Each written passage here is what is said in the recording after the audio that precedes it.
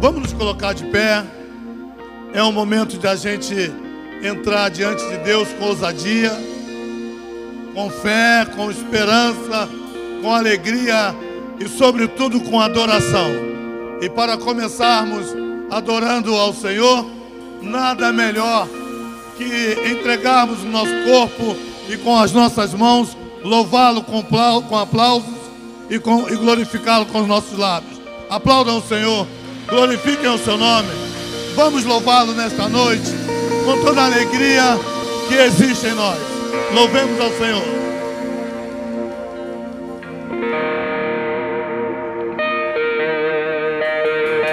Deus é bom o tempo todo, amém? O tempo todo Deus é bom.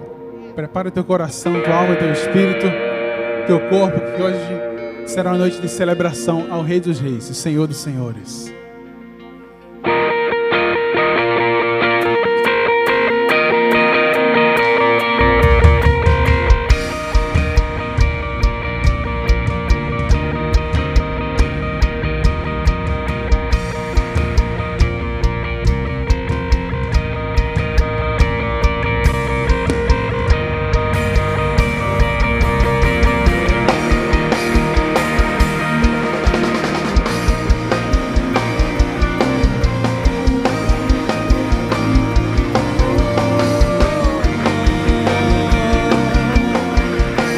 Todos juntos, estou subindo pra um lugar mais alto. Eu já queimei as fontes com o passado e os meus olhos vejo o futuro, tudo novo, tudo novo se faz. E dessa estrada eu não me desvio nunca mais. Estou firme. Se você está firme também nessa estrada, sai do chão cantando pro Senhor. Vou avançar, eu vou crescer, ninguém vai me deter. Meu alvo é Cristo, meu alvo é Cristo.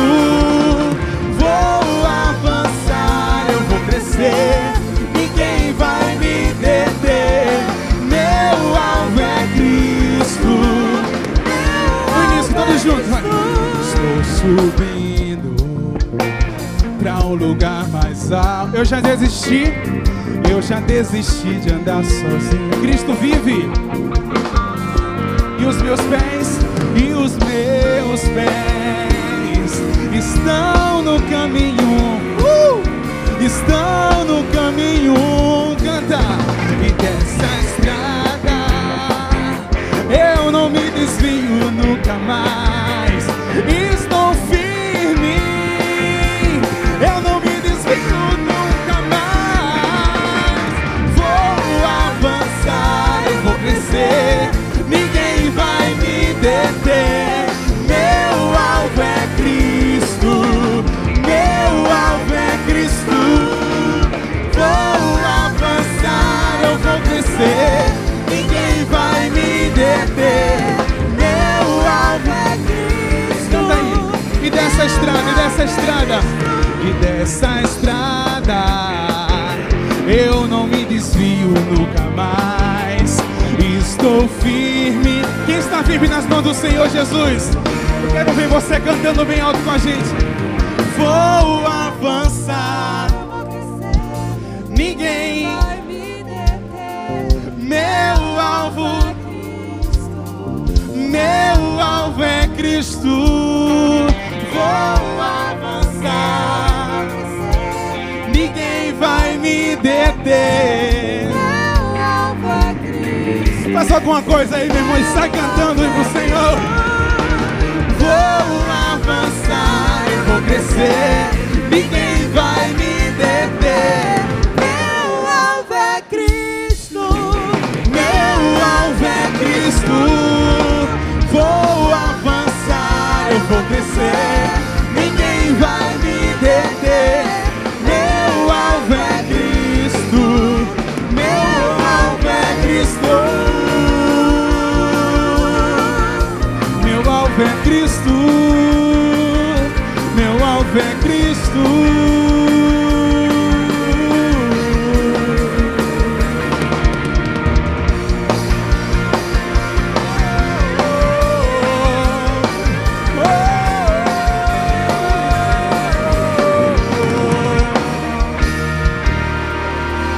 Aleluia, se Ele tem sido teu sustento, tem sido teu alvo, dá um forte aplauso a esse Deus maravilhoso. Muito obrigado, Senhor Jesus. O apóstolo Pedro, ele fala algo tão interessante na sua primeira epístola, no conceito da fé. Ele disse que a nossa fé, nós precisamos ter uma fé, e aliado à fé, precisamos ter uma fé com virtude, uma fé com poder, uma fé que está o tempo todo em ação, não uma fé arcaica, uma fé enferrujada. E essa fé dentro de nós, de mim e você, ela precisa gerar uma explosão tão grande, capaz de explodir aquela fronteira que está entre você e o teu futuro. Então, a tua fé, ela tem o poder de transportar você para o seu futuro. Engraçado que a fé na nossa vida, ela costuma se manifestar quando o limite da força acaba, quando a gente não tem mais força, não é? Não é assim? Pelo menos é assim na minha vida. Então, se nessa noite você chegou aqui cansado, sem expectativa nenhuma mais do seu futuro, eu quero te dizer que esta é a noite da tua fé entrar em ação. Essa é a noite que o Senhor Jesus, Ele quer te chamar de volta para Ele e vai dizer assim: olha, vem comigo, vem contar as estrelas, vem contar a areia do mar comigo. Então, nessa noite, quero convidar você, no seu espírito, te estimular, para que você, com a tua fé, entre nessa noite no novo ciclo, no nome de Jesus.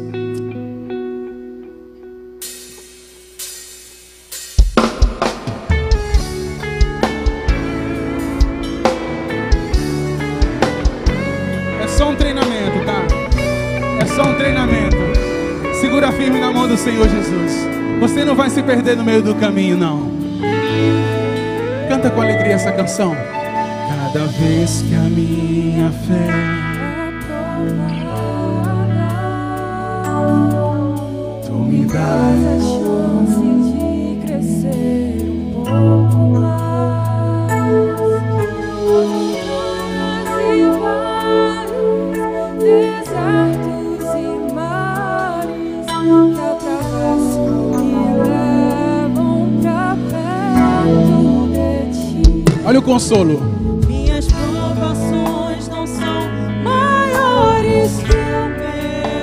Nada vai te paralisar, meu querido, minha querida. Essa noite você vai romper em fé. Se diante de mim não se abrir o mar, tem uma solução. Deus vai me fazer andar por sobre as águas, rompendo em fé. Minha vida se revestirá do teu poder, rompendo em fé. Com ousadia vou mover o sobrenatural. Vou lutar e vencer, vou plantar e colher. A cada dia vou viver, rompendo em fé.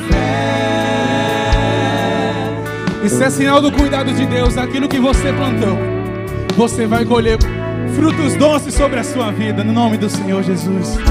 Cante do início. Cada vez que a minha fé é provada, tu me dás a chance de crescer um pouco mais. As montanhas e vales, desertos e mares que atravesso me levam pra perto. Confia no Senhor, não importa o lugar. Minhas provações não são maiores que o meu Deus e não vão me impedir de caminhar.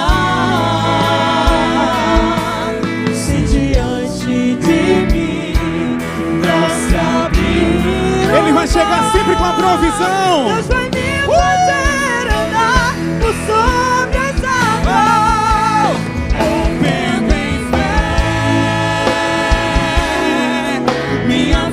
vida se revestirá do teu poder, rompendo em fé.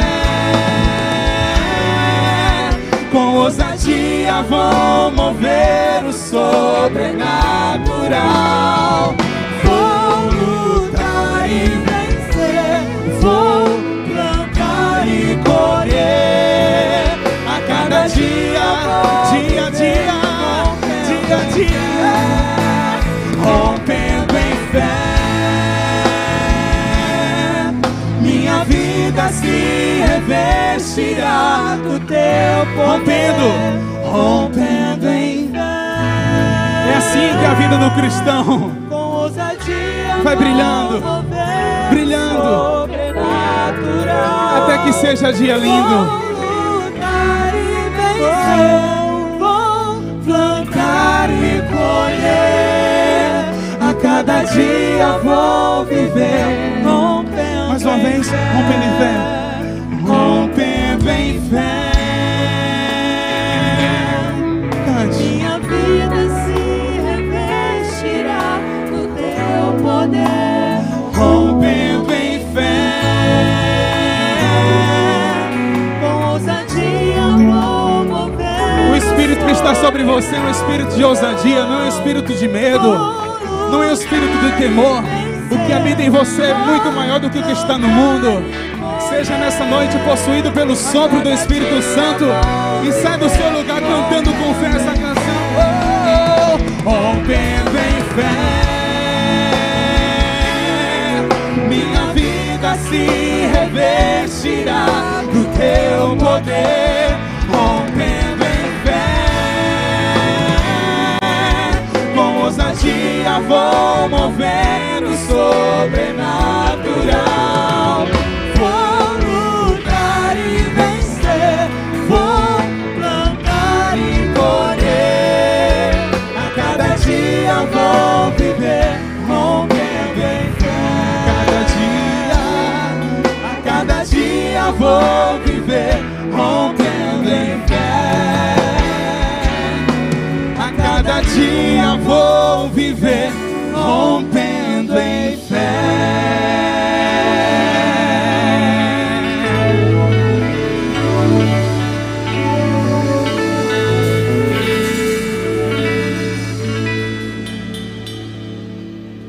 Pode até chegar para você e perguntar por que você está se esforçando para passar por isso. A sua resposta vai ser: não estou me esforçando não. É que meu estilo de vida é romper em fé. Meu estilo de vida é caminhar sobre a excelência daquele que habita em mim. O meu estilo de vida é governar sobre os problemas. Eu sou filho daquele que enfrentou todos os problemas e solucionou todos eles. Amém? Nós temos aprendido que quando a gente recebe algum problema, à medida que a gente vai se comportando dentro dele, vai ditar realmente quem nós somos. Nos seus piores dias, nunca esqueça daquilo que você é em Deus. Nunca esqueça.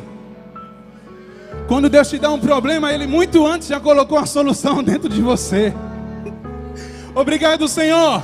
Então, meu querido, quando as nuvens começarem a ficar escuras, fica tranquilo, porque Ele ama falar com pessoas especiais.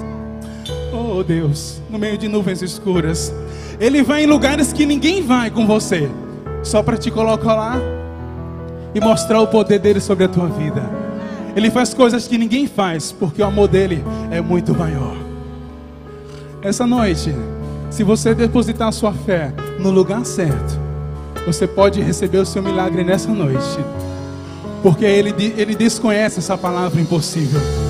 Então cante essa canção. Eu quero convidar você a cantar essa canção como se fosse a sua oração. Tudo que você precisasse nessa noite fosse isso. Então coloca o teu coração, o teu espírito, tudo, e canta conosco. Tudo que eu fiz foi acreditar. Isso. Não coloca dúvida onde Deus gerou certeza. Acredita nele. Como pude então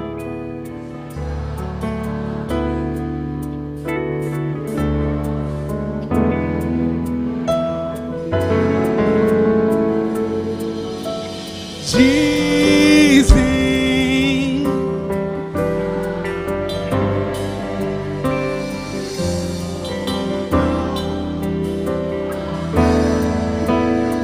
Obrigado, Senhor. Quando que era difícil, impossível, Deus começa a agir. Ele abre sempre uma porta onde não há saída, e o impossível faz dar. Ele move céus e terra por causa da tua vida.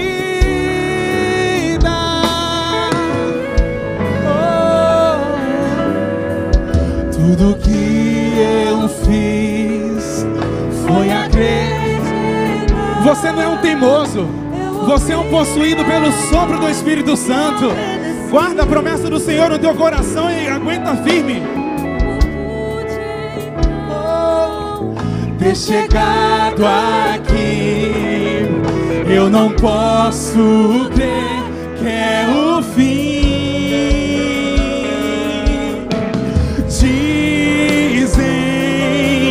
Onde está o teu Deus? Me perguntam o que fazer.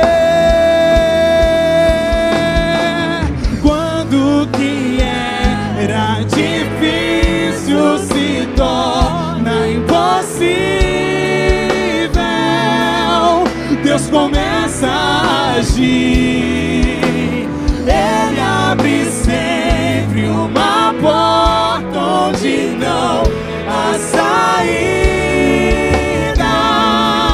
e o impossível. Cante mais uma vez. Quando que era difícil se torna impossível, Deus começa a agir.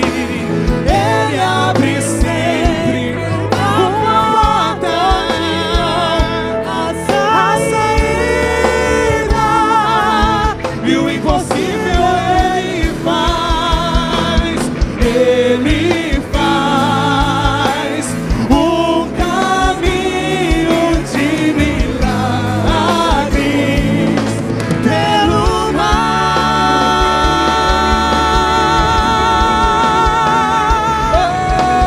Ele faz. Obrigado, Senhor, porque Tu nunca se esquece de nós. Ele não te perde de vista. Aleluia. Cante conosco. Quando que era difícil se torna impossível, Deus começa a agir. Ele abre sempre uma porta onde não há saída, e o impossível Ele faz. Declare com fé. Quando quem era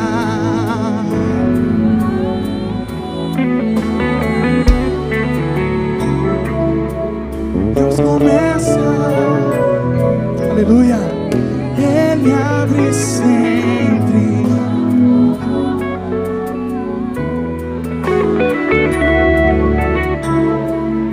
Eu quero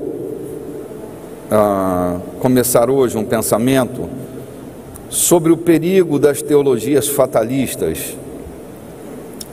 Eu tenho sido motivado pela minha própria consciência a refletir sobre esta igreja que habita o nosso tempo. Tenho sido levado a fazer as minhas ponderações, as minhas críticas, principalmente sobre uma igreja que não afeta, que não transforma, uma igreja que virou um espectro religioso e que não tem nenhuma missão em trazer para a terra soluções. Eu estava me lembrando de que recentemente no ano passado, me parece, nem me lembro mais, mas não faz tanto tempo assim, eu fui à inauguração de uma usina de um dos nossos irmãos aqui da igreja, e esta usina ela foi construída a partir de uma reflexão séria sobre os ambientes de transformação. É uma usina cuja finalidade é a exterminação do resíduo sólido da cidade. Estamos levando a sério o reino de Deus, e este nosso irmão, ele construiu essa usina com seus recursos próprios, e nós fomos para a inauguração dela, que está aqui na região ali do Porto de Itaqui. Eu estava muito comovido, porque o que ele está fazendo com a destinação desse resíduo contaminante é da gente tirar o chapéu e bater palmas, exterminando com toda a possibilidade de contaminação na atmosfera. Foi um investimento de milhões de reais para transformar esse resíduo sólido contaminante na possibilidade de termos uma atmosfera mais limpa, mais pura. E no dia da inauguração estavam algumas autoridades municipais, estaduais, alguns órgãos que representam o comércio, a indústria, e um ilustre que me antecedeu na sua fala dizia: lá vem o bispo para falar do nosso consolo eterno, para falar um pouco do céu, para amenizar um pouco da tensão da terra. Desculpe, não há arrogância da minha parte, mas um pagão não pode definir os limites do meu discurso e da minha prática. Eu não estava ali para falar do céu, eu estava para falar da terra e da importância da interferência de cada cristão nos processos desta terra. E aí eu assumi a fala dizendo que a missão da igreja não é povoar o céu. Escuta, eu estou conspirando aqui na cabeça de vocês, preste atenção, por favor. Eu estava dizendo para ele que a missão da igreja não é povoar o céu. Ele estava equivocado com sua informação. Eu não estava ali para apontar o céu como um escape para as tensões da terra. A minha missão ali e aqui na terra não é povoar o céu, é reinar sobre a terra, é produzir com o discurso e produzir com a minha presença, com tudo que eu entendo, homens e mulheres de boa vontade que se imbuam na missão de trazer os princípios do reino de Deus para a terra. A igreja não pode estar vendida, entregue a uma escatologia assustada e medrosa. A gente não pode pensar no futuro como uma tragédia desse planeta. Isso não vai acontecer, gente. A igreja tem a missão de mudar a ordem deste planeta. A igreja sou eu e você, individualmente. Eu não estou falando da criação de um partido político. Eu não estou falando da criação de ferramentas armamentistas para defender um processo ideologicamente burro, estúpido. Eu estou aqui para anunciar que o reino de Deus chegou e o reino de Deus está dentro de cada um de nós. A bondade e a maldade habitam a natureza humana. E nós temos, a partir do nosso relacionamento com Jesus, a possibilidade de mudarmos as realidades de onde os nossos pés estiverem plantados. Estava ouvindo, ou estava lendo, um pensador, ele é italiano, chamado Paolo Mantegazza. Ele é um neurologista, mas é um pensador. E falando sobre fatalismo, ele dizia que o fatalismo é sempre uma doença do pensamento. O fatalismo é sempre uma doença do pensamento ou uma fraqueza da vontade. Vou repetir, isso precisa ficar claro na sua cabeça. Para Paolo Mantegazza, o fatalismo é sempre uma doença do pensamento ou uma fraqueza da vontade. Isso me fez pensar seriamente nas nossas posturas individuais fatalistas e nas teologias que cercam e orbitam o mundo da igreja, que também são fatalistas, que também são fraquezas da nossa vontade, vontade de mudar, vontade de transformar. Cedemos a uma pressão e não nos encorajamos à mudança. Daí um outro pensador dizia sobre o fatalismo que o fatalismo é uma preguiça do pensamento, é um encolhimento da coragem e um niilismo de toda a esperança. Renato Chaves é esse pensador. Eu tenho uma certeza de que o fatalismo é uma preguiça do pensamento, é resultado de um pensamento preguiçoso, também é resultado do encolhimento da coragem, da falta de enfrentamento, mas também é um niilismo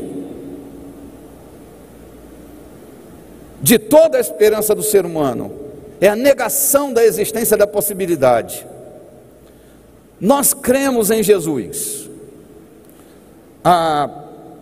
O ponto central da nossa fé, a centralidade do que cremos está em Jesus. Jesus é a pedra angular do nosso pensamento, Jesus é a pedra angular da nossa doutrina, Jesus é a pedra angular da nossa existência, Jesus é a pedra angular do fôlego que nós temos, Jesus é a pedra angular da nossa vida. Nós somos cristocêntricos. Agora, falando de cristocentricidade, eu quero, antes de me aprofundar neste assunto, eu quero lembrar a você de que o ousado projeto de Jesus era trazer o reino de Deus. Ontem eu estava ouvindo um diálogo entre três notáveis filósofos, e um deles, que não é um filósofo cristão, ele dizia que Jesus era o pai do cristianismo. Ledo engano, ledo é engano infantil, não é? Infantil, ledo engano é engano infantil. Esse filósofo está desinformado. Vem cá, meu amor, me ajude aqui, o que é que está acontecendo comigo? Obrigado. Ao vivo é assim, gente.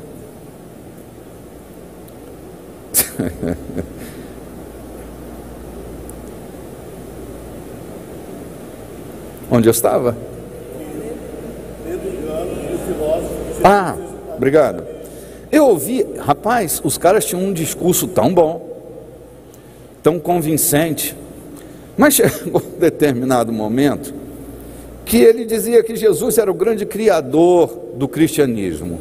Eu quase caio para trás, porque faltava a esse notável pensador a informação de que Jesus não criou nenhum segmento religioso, de que Jesus não era efetivamente um religioso, e que nem criou o cristianismo coisíssima nenhuma. O cristianismo é interferência humana no caminho que é o próprio Cristo.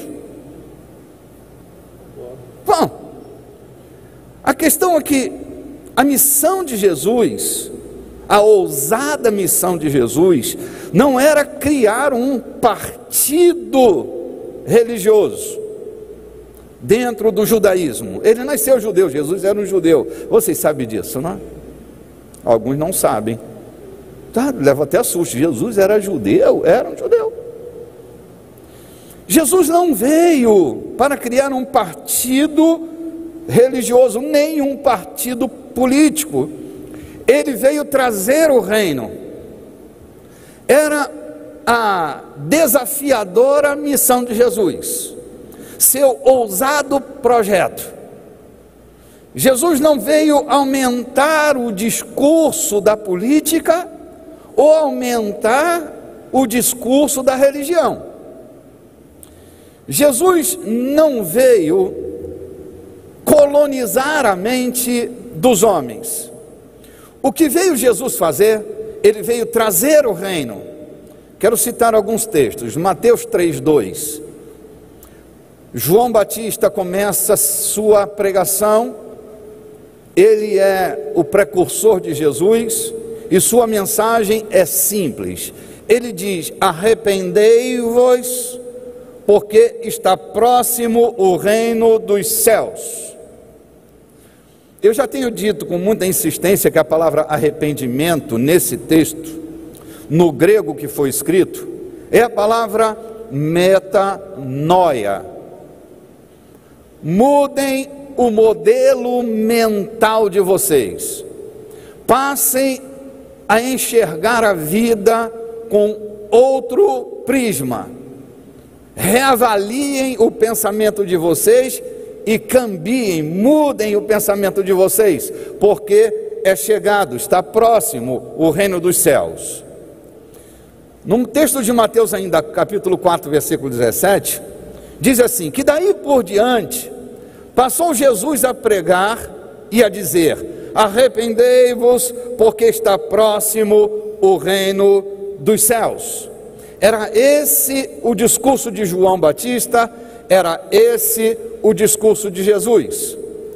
Em Lucas capítulo 17, versículo 21, então a história correu, e num determinado momento, falando sobre o reino de Deus, Jesus surpreende aqueles que estão ali próximos a ele, com uma fala extremamente enriquecedora, mas também uma bomba que vai romper com as estruturas dos pensamentos dos seus discípulos, falando sobre o reino que virá, falando sobre o aspecto escatológico do reino de Deus. Eu até deveria ter começado por aqui, mas eu vou, quem sabe em algum momento da minha fala, voltar a falar, senão domingo próximo que vem eu não vou falar sobre isso, porque domingo que vem nós temos outro foco, né? Mas quando eu retomar a minha palavra, eu vou voltar a falar sobre isso.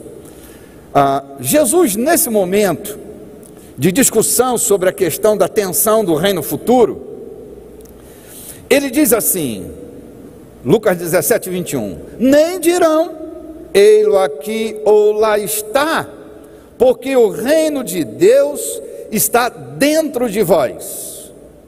Aquilo que era uma perspectiva geográfica, tornou na fala de Jesus uma perspectiva antropográfica. O reino que deveria ser um domínio geográfico passou a ser um governo antropográfico, a ação de Deus dentro do coração de cada homem. A missão principal de Jesus, mas também seu ousado projeto era trazer o governo de Deus para o coração de cada ser humano, era trazer os princípios, acabando com a malignidade e a maldade da natureza humana. Esse foi o desafiador e ousado projeto de Jesus, que terminou com a entrega da sua vida, sendo ele crucificado e retomando novamente o governo do planeta ao terceiro dia, quando ressuscitou dentre os mortos. A tensão era tanta no meio do grupo dos discípulos, e quando Jesus estabelecia seus discursos, eu não sei se vocês se lembram, é possível que sim, que os maiores adversários do projeto de vida de Jesus não eram os pecuaristas, não eram os agricultores, não eram os pescadores, não era Roma, não era o império, não era o poder político. Os maiores adversários do projeto de vida de Jesus eram os religiosos, eram os fariseus, os saduceus, os herodianos, os sacerdotes, os zelotes e os samaritanos religiosos. Esses eram os maiores adversários de Jesus, sua maior oposição. Ele enfrentava oposição não do partido político, mas das potestades eclesiásticas. Seu maior desafio era com a mente religiosa.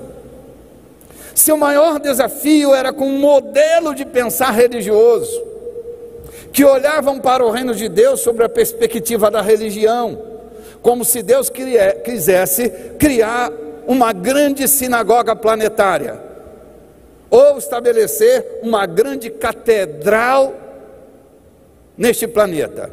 A vontade de Deus é trazer o seu reino, é estabelecer sua justiça, seu amor, perdão, misericórdia. Os fundamentos do reino não estão ligados a uma interferência política, mas uma interferência no coração de cada ser humano, inclusive no coração dos políticos.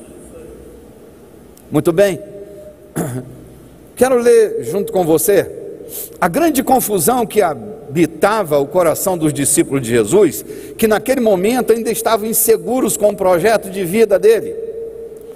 Em João capítulo 18, versículo 36, e eu quero aproveitar o momento para agradecer a Deus e também a parceria da TV Lençóis, a parceria da Rádio 92.3, a parceria da Rádio Cultura de Pinheiro, pelo privilégio que me concedem de expor esta fala e esse pensamento para milhares e milhares de pessoas que neste momento estão nos ouvindo ao vivo. Também a todos os operadores da internet, aqueles que estão nos assistindo, curtindo e levando outros a participarem do culto dessa noite. São 53 países que estão sendo, de alguma forma, afetados por nossa fala. Nesse momento, aqueles que estavam andando com Jesus, eles tinham uma concepção sobre o reino de Deus tão limitada. Jesus tinha acabado de fazer um milagre, o milagre da multiplicação dos pães e dos peixes. Quando aquilo acontece bem diante dos olhos, é testemunhal. Os homens que estavam ali viram o que aconteceu. Quando a gente conta um milagre, as pessoas que não viram, não testemunharam, elas têm o direito de fazer suas críticas e até não acreditarem. Mas quem participa daquela ação não pode dizer aquilo que viu, foi factual. Então nós temos nas Escrituras um enorme grupo de pessoas que participaram deste ato, que foi a multiplicação dos pães e dos peixes. Este é um registro da experiência de uma multidão de mais de 5.000 pessoas. Eles viram tudo o que aconteceu. A timidez daquele menino ao levar seus peixinhos, a levar seus pães, e a assistirem, era uma coisa que era visual. Estava ali diante deles, a multiplicação dos pães e dos peixes. Quando isso termina, sabe o que acontece? Versículo 36 do capítulo 18. Desculpe, gente, não é esse o texto. É João mesmo, mas 6,15. Esse texto eu vou citar daqui a pouco. João 6,15. Desculpe. Mete o dedinho aí, a gente vai lá em João 6,15, depois volta para cá. Diz assim: sabendo, pois, Jesus, que estavam para vir com o intuito de arrebatá-lo, para o proclamarem rei, retirou-se novamente sozinho para o monte. A expectativa que eles tinham sobre Jesus era tão severa, mas tão fora de ordem, que ao presenciarem aquele grande milagre, decidiram, naquele momento, acho até que criaram um plebiscito meio secreto lá, porque a convicção deles era: vamos fazer de Jesus rei. Era aquele sentimento messiânico que estava sobre eles, o rei que vinha libertar a nação de Israel do poder opressor, da ditadura do Império Romano. Vocês se lembram? Lucas registra um texto que diz que o mundo, repetindo o texto de Isaías, o mundo que jazia, que estava morto, sucumbido nas trevas, viu grande luz. Jesus impacta um tempo de extrema negritude sobre o planeta. Era caos. O Império Romano governava o mundo conhecido, oprimia não só Israel, mas as outras nações, arrancando deles a possibilidade de sonhar, arrancando de cada criança, de cada adolescente, de cada jovem, seu sonho mais infantil. Arrancavam a fé na vida, tiravam deles a possibilidade econômica de prosperar, frustravam seus planos familiares, porque o governo romano criou esse caos existencial, e diante dessa treva existencial nasce Jesus. Então a expectativa de um Messias libertador era muito grande. A expectativa que se tinha de um guerreiro que ia arrancar Israel das mãos de Roma era total. Então, quando viram Jesus operar o milagre da multiplicação dos peixes, eles disseram: é esse, ele será o nosso Messias libertador, e tentam proclamá-lo rei. Havia um plano para fazer de Jesus rei da nação de Israel. A coisa era tão séria e a confusão era tão grande. Eu vou te dar os textos bíblicos, você pode não estar anotando, mas quem sabe você vai assistir essa mensagem de novo, e eu vou te fornecer aqui os textos onde você deve procurar. Em Mateus capítulo 20, versículo 20, uma das mulheres do grupo dos discípulos de Jesus, ela era mulher de um homem influente, um discípulo de Jesus muito conhecido, chamado Zebedeu. Um dia essa mulher, nesse texto de Mateus 20, 20, um dia essa mulher se aproxima de Jesus e diz: mestre, mestre, mestre, tu podes me fazer um favor? E o mestre diz: posso fazer para servir você, querida irmã Zuila? E ela então lhe diz: eu tenho 2 filhos, 2 meninos, bons meninos, estudiosos, eles são 2 dos teus discípulos, andam contigo, só falam de você. Quando eles chegam lá em casa, o assunto é: precisa ver, mamãe, o que é que Jesus anda fazendo por aí. Eles são seus fãs de carteirinha, eles estão contigo, são aqueles que andam na campanha da evangelização, eles são fiéis. E Jesus diz: tá bom, senhora, o que a senhora quer? Dá, para quando tu tomares o teu reino, ou quando tu vieres no teu reino, colocar um à tua direita e outro à tua esquerda. Coisa de mãe, né? Coisa de mãe. Pode ser este menino aqui, que gente boa, estudioso, pode ser seu chefe de gabinete. E o da esquerda, oh meu Deus, eu ia fazer uma piada malvada. Tem alguém de esquerda aqui? Algum canhoto? Não? É muito sem graça, desculpe, gente. Deus me perdoe, me livre e guarde. Então, coloca um à tua direita e um à tua esquerda. São dois meninos. Sabe o que essa mulher estava pensando? Na projeção profissional de seus filhos. Ela estava projetando seus recalques nos seus filhos, querendo que eles assumissem espaço na agenda de Jesus dentro do governo do Mestre. E Jesus, para desfazer essa confusão na cabeça dessa mulher e de todos aqueles que estavam ali, sabe por quê?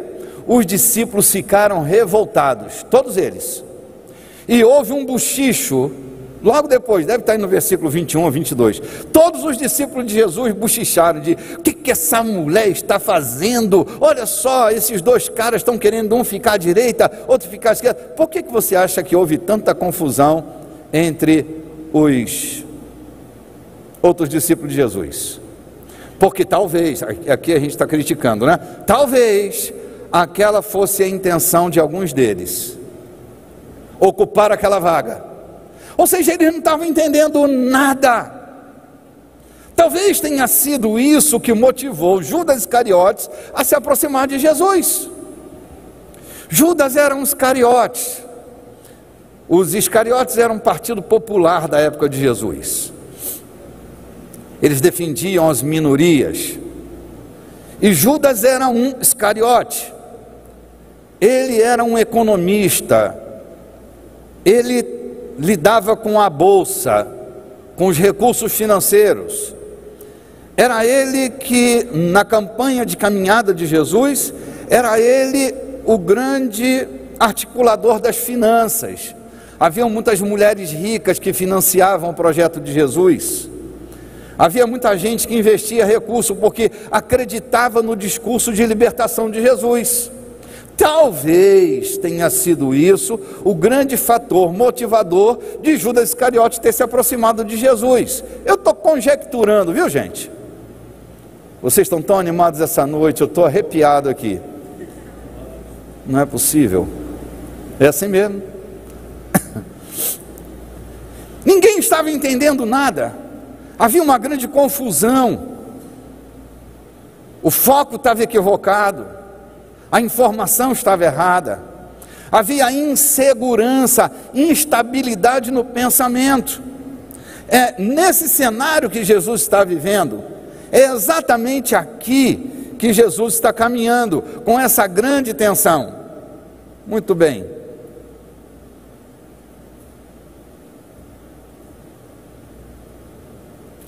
Jesus tenta sempre explicar isso. Um outro texto, então, o João 18:36, parece que foi esse o texto que eu dei para você da outra vez. Jesus, no meio dos seus discípulos, ele tenta explicar essa tensão entre a expectativa de um governo militar, civil, e a sua missão e a sua caminhada sobre a terra. Ele diz: o meu reino não é deste mundo. Se o meu reino fosse deste mundo, os meus ministros se empenhariam por mim, para que não fosse entregue aos judeus. Mas agora, o meu reino não é daqui.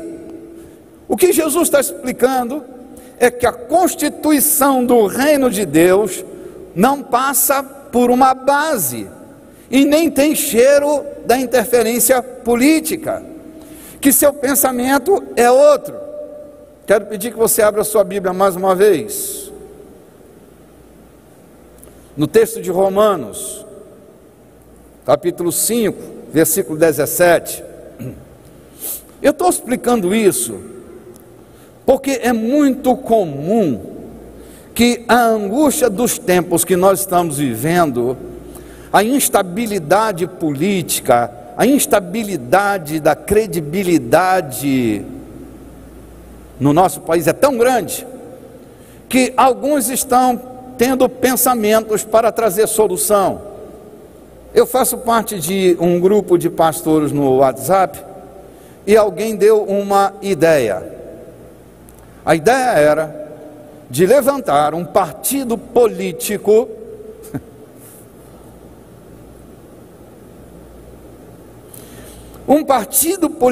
para moralizar a ordem política do nosso país. Vou te dizer a verdade, será o partido da maior imoralidade desse país se isso acontecer. A missão da igreja não é produzir partido político. A igreja não é o reino de Deus, a igreja é um agente do reino de Deus para interferir na vida do ser humano. Não com esse quinhão e com esse viés partidário. Conversava com um pastor muito interessado em ver as coisas acontecendo, e ele disse: vou me candidatar como candidato da igreja para defender os interesses da igreja lá na bancada. Defender interesse da igreja. A igreja precisa de advogado para defender seus interesses. Nós estamos entendendo o reino de Deus e a nossa missão de maneira equivocada. É novamente uma política partidária. Agora, o principal interessado nesse quinhão partidário é a igreja, para defender os interesses da igreja. A igreja não precisa de advogado para defender seus interesses, gente. A missão da igreja não é partidária. Esqueça isso. Eu leio, eu pesquiso, eu ando, eu avanço, eu faço contatos. Tenho sido desafiado aí a alguns países para cooperar com o momento que aquele país está passando, as angústias que estão passando. Eu olho para essa realidade e vejo como nós podemos ajudar a vida das pessoas. Mas Jesus não se atreveu a assumir o governo da nação de Israel por incompetência? Não, por missão. Sua missão não era essa.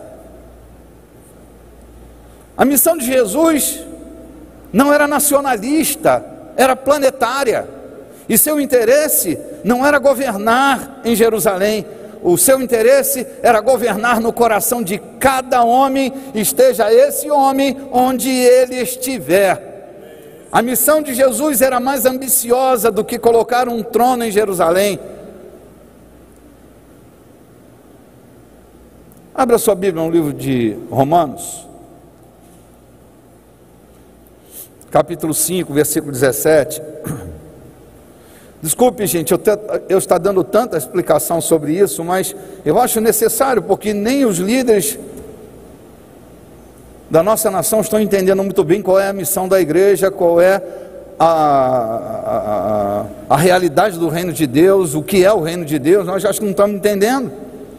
Achamos bonito o negócio do reino de Deus, botamos até o nome de igreja, né? Não sei o que do reino de Deus. Não sei o que do reino de Deus.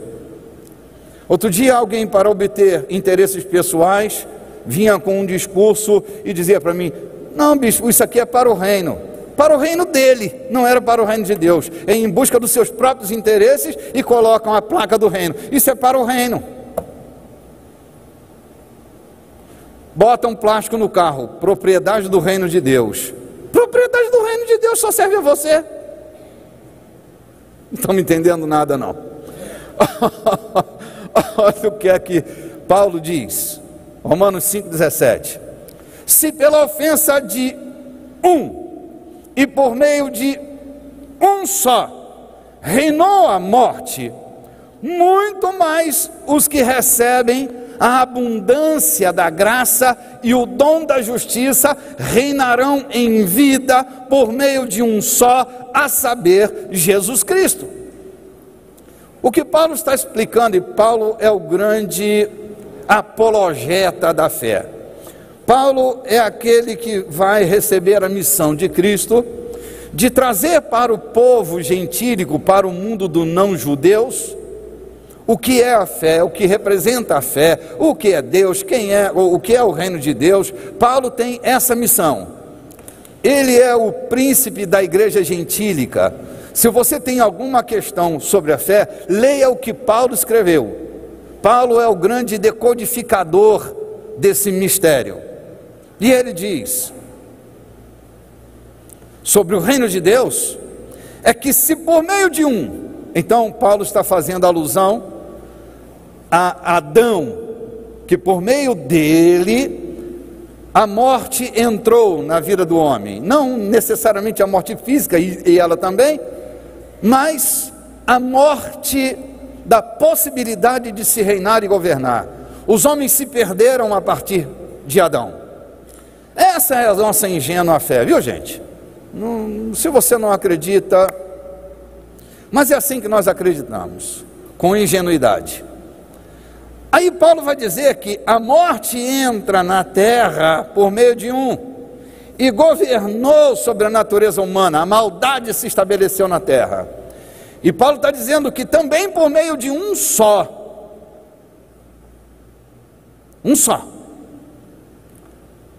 os homens passam a reinar em vida.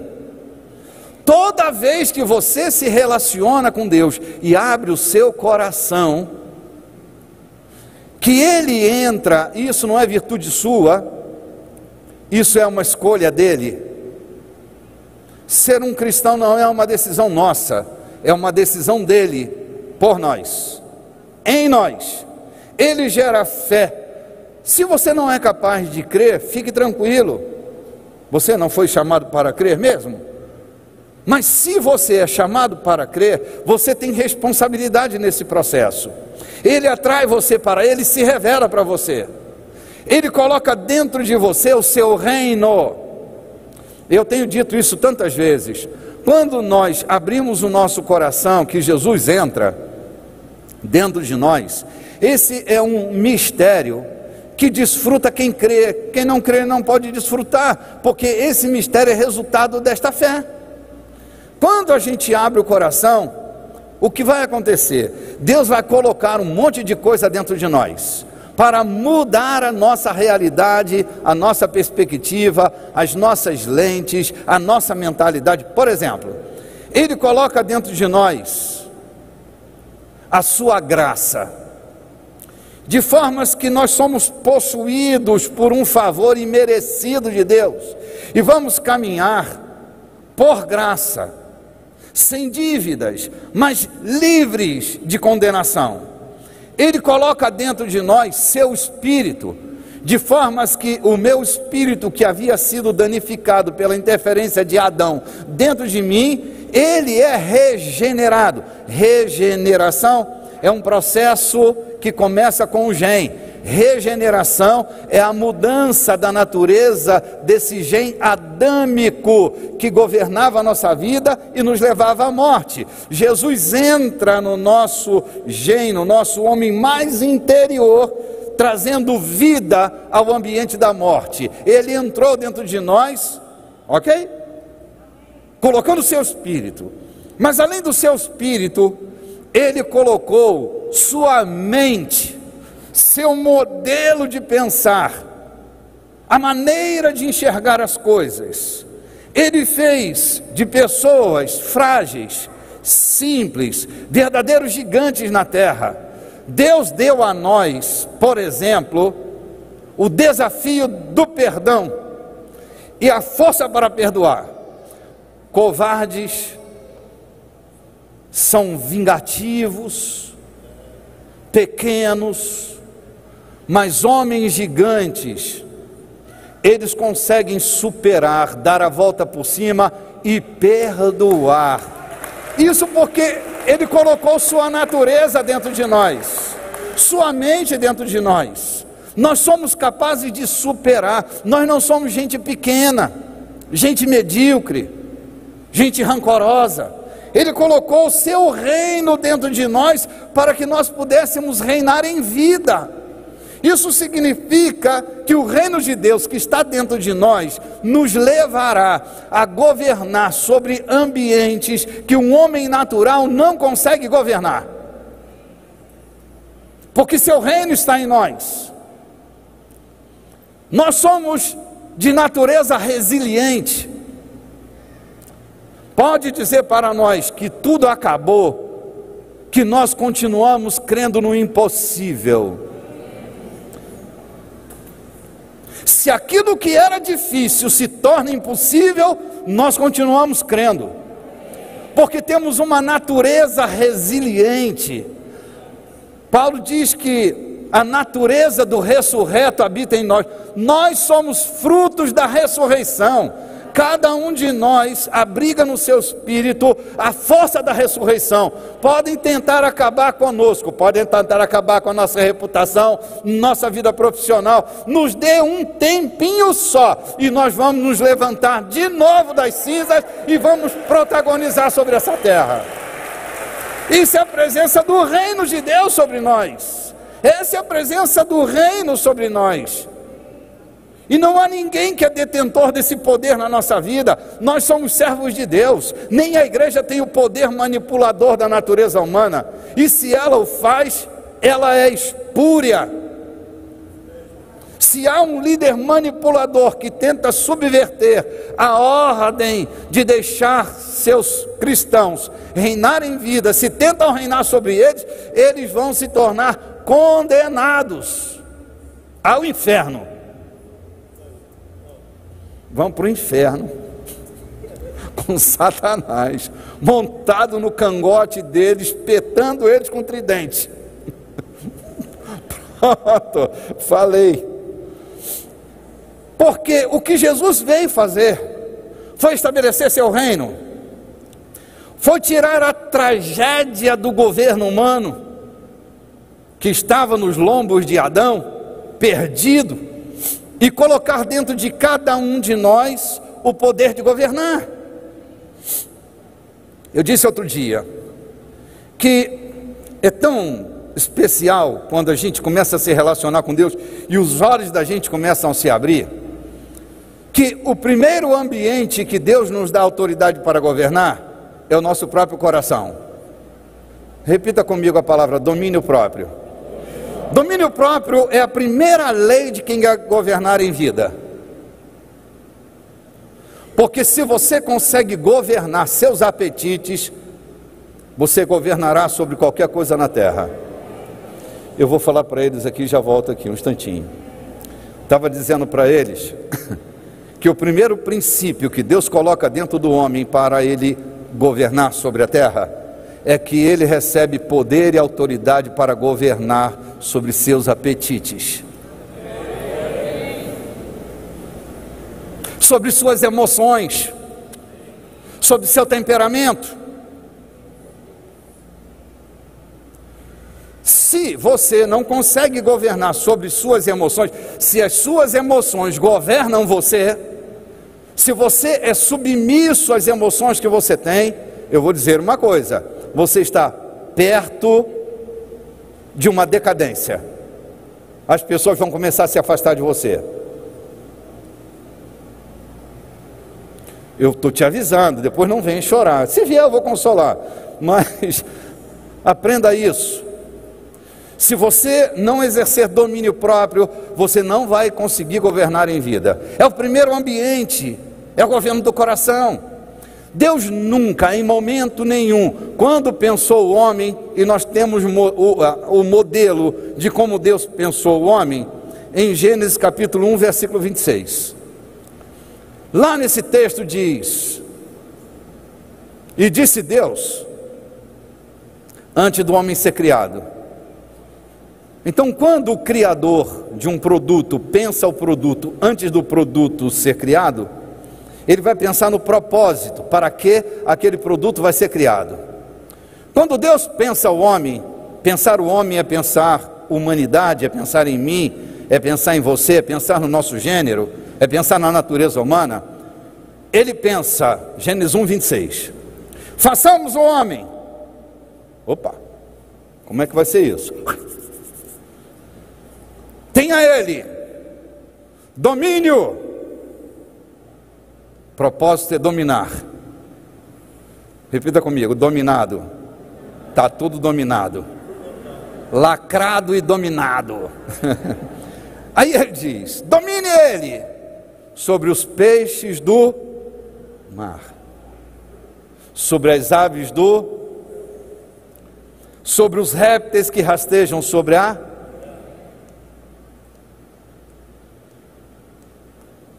Mas em momento nenhum, Deus disse que um homem deveria governar sobre o outro. Sabe qual é a minha maior angústia quando eu vejo uma mulher querendo dominar seu marido? E elas se esforçam. E elas se esforçam. Minha irmã, o dia que seu marido deixar de ser ele para ser o que você quer que ele seja, você perdeu seu homem. Você vai ter um troço do seu lado, sem identidade do seu lado.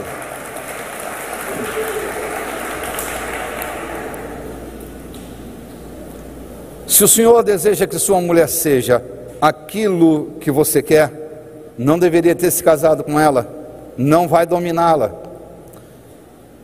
Eu fui tão grosseiro outro dia, vou repetir a grosseria, mas tenha paciência comigo, não me joguem tomates. Eu dizia numa mensagem que eu estava tratando desse assunto, se um rapaz deseja casar-se com uma moça e ele quer dominá-la, melhor para a alma dele é arrumar uma boneca de plástico. Porque mulheres nasceram para serem respeitadas.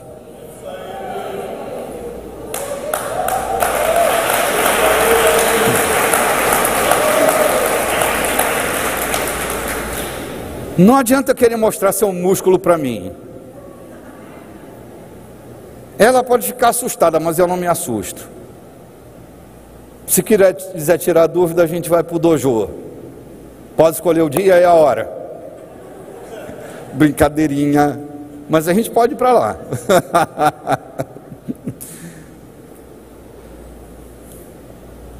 Filhos dominados e domesticados. Esses meninos não vão dar certo na vida. Ensine suas filhas a reinar em vida. Ensine seus filhos a reinar em vida. Eles nasceram para isso, para dominar o mercado, não para dominar pessoas, para resolver problemas e não para criar problemas. Os meninos crescem e viram criadores de problema. Não, meu irmão, a gente tem que educar esses meninos a serem solucionadores de problemas. É assim que eles governam na vida, é assim que eles crescem, é assim que eles são abençoados, é assim que eles trazem solução. O reino de Deus está dentro deles. E a gente fica num paparico, num protege, deixa esse menino quebrar a cara, ele vai se levantar, fica tranquilo. É assim mesmo. É desse jeito. Outro dia eu estava dizendo, meu Deus do céu, o menino tem 40 anos de idade, tu continua pagando as contas dele, tu é doido.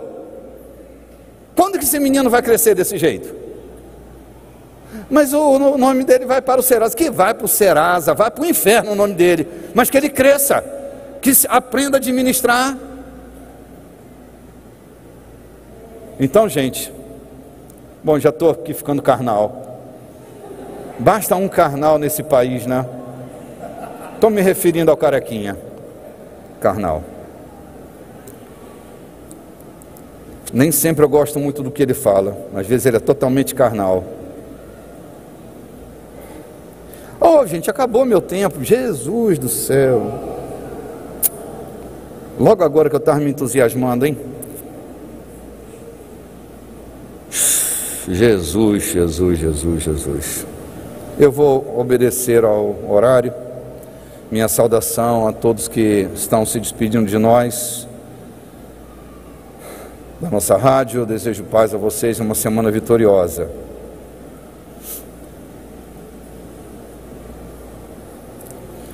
Bom, eu sei que estou devendo, não consegui fechar meu pensamento, mas eu quero parar por aqui, animando você. O escritor aos Hebreus, ele diz assim, que quem se aproxima de Deus tem um pressuposto, precisa crer que Ele existe. Se você não crê que Ele existe, não é culpa sua, não é culpa sua, você não tem fé, Ele não colocou fé em você para crer, então não tem culpa. Eu não creio em Deus. Não tem problema, fica à vontade. Isso não faz com que Deus deixe de ser Deus só porque você não acredita, entende? Então não leve culpa. Mas o pressuposto é crer que Ele existe e se torna galardoador daqueles que o buscam. Para você se relacionar com Deus e com o seu reino, precisa ter uma abertura. Você precisa abrir a sua agenda, precisa abrir o seu coração, não para uma relação de uma fé nominal, mas de uma fé sem fronteira. Eu acho chato esse discurso de que as pessoas têm que ter uma relação nominal, dogmática com a fé. Jesus nos desafiou a nos lançarmos nele, a nos projetarmos nele, sem dogmas, sem parafernálias, sem pirotecnias. Ele nos chamou para o desafio da caminhada. O que Deus em Jesus fez foi nos propor uma caminhada. Ao invés dele propor a criação de um capítulo do judaísmo para transformar seres humanos em bons religiosos, o que ele fez em Jesus foi desafiar os homens a se tornarem bons caminhantes da vida. Eu sei que isso não dá ibope para a nossa igreja, entendeu? Eu devia agora ter um discurso caprichado para puxar você para dentro da nossa gaiola, mas eu estou impedido pela minha consciência de fazer isso, porque a minha missão é fazer dos homens que se aproximam de mim pessoas cada vez menos dependentes de mim e mais dependentes de Deus. Essa é a missão. Essa é a nossa missão. Minha missão não é fazer papagaio de pirata, de gente boa e educadinha, mas transformar cada menino, cada menina, cada criança, cada rapaz, cada moça, cada senhor, cada senhora, em caminhantes confiáveis, pessoas que caminham ao nosso lado, que a gente pode confiar, que não são hipócritas, que são verdadeiras, que assumem seus erros, que são capazes de olhar no olho e dizer: perdão, eu errei.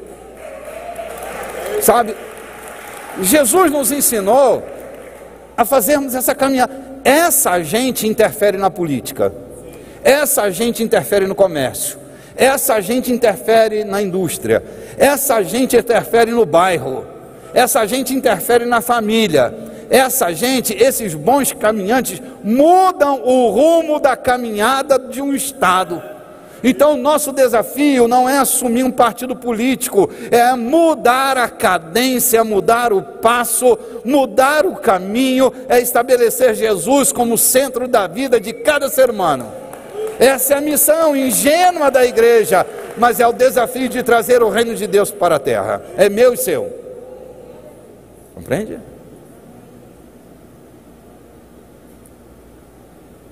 Eu quero então lançar o desafio nesse fim de ano. Sejamos mais Jesus no nosso discurso, na nossa prática, na nossa caminhada, que as pessoas se confundam, que ao abraçar-nos elas estejam confusas, não sabem se estão nos abraçando ou se estão abraçando Jesus. Se a nossa fala é nossa mesmo ou se a nossa fala é a fala dele. Que as pessoas fiquem atordoadas. Meu Deus, será que é Jesus que está falando comigo ou é a... Aí você deve dizer seu nome para dar um bonito efeito, né? Tudo bem? De novo aqui.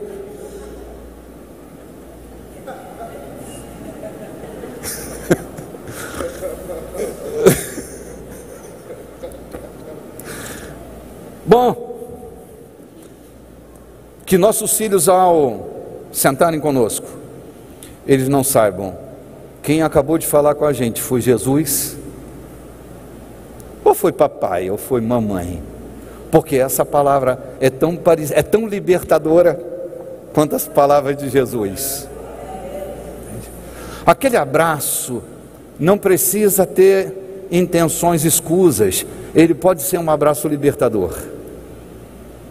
Uma pessoa ao nos abraçar, ela pode sair curada dali, da rejeição que tem, dos medos que possui, porque será o próprio abraço de Jesus. Isso aí. Que nossos recursos não sejam só recursos consumistas, mas sejam recursos redentores, que ao pensar finanças, que a gente pense em redenção. Como a gente pode fazer para melhorar a vida das pessoas, com aquilo que Deus tem nos dado, seja com pouco, seja com muito. A questão não é se é muito ou se é pouco, é o que é que nós estamos, como estamos redestinando aquilo que está ao nosso alcance. Estamos libertando ou oprimindo? A nossa fala é a fala da culpa, porque tem gente que lucra com a culpa. E tudo que ela quer é colocar algemas a partir da culpa na vida das pessoas. Eu mesmo usei esses recursos para educar meus filhos. Em algum momento eu identifico, naquele momento tudo que eu queria era que ele se sentisse tão culpado que não fosse para um baile à noite. Então, se ele se sentisse culpado, eu estava no lucro. Então vamos a um discurso da culpa. O discurso da culpa não educa. O discurso da culpa recalca. Não educa, não liberta, recalca. Que o reino de Deus esteja presente na nossa mente, nas palavras que falamos e em tudo que fazemos. O reino de Deus mergulhou dentro de nós. Não dá mais para fazer separação entre minhas ações e as ações do reino, porque tudo que eu faço, cada ação, seja ação declarada ou seja uma ação mais secreta, todas essas ações devem ser ações do reino de Deus na face da terra.